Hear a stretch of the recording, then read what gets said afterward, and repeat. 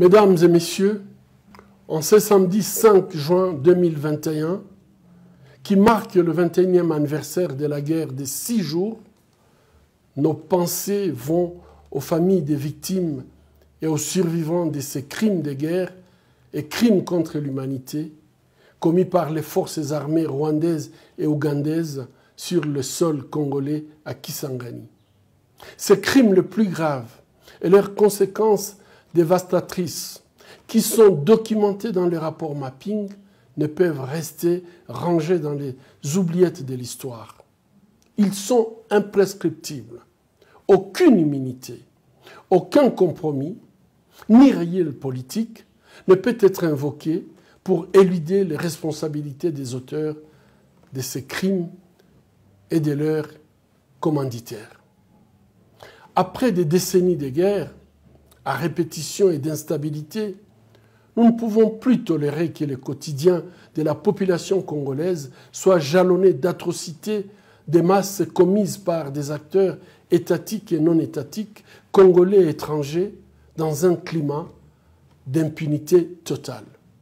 Envie de contribuer à briser le cycle de la violence et de l'impunité, la Fondation Panzi publie en ce jour de commémoration une note de plaidoyer pour l'adoption d'une stratégie nationale holistique de justice transitionnelle.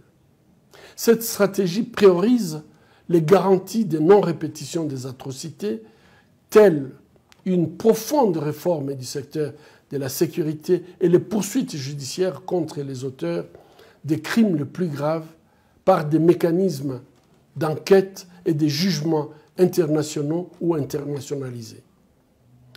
Elle insiste en outre sur l'importance de fournir des réparations aux victimes et aux communautés affectées et sur la nécessité de mettre en place des mécanismes de recherche de la vérité qui sont le préalable indispensable à la réconciliation et à l'instauration de la paix durable.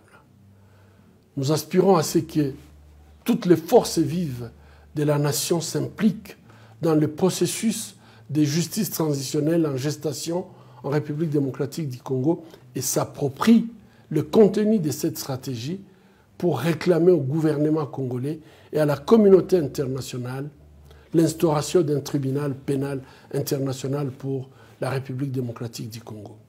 Le respect de leurs droits à la justice, à la vérité, à des réparations et à des garanties de non-répétition.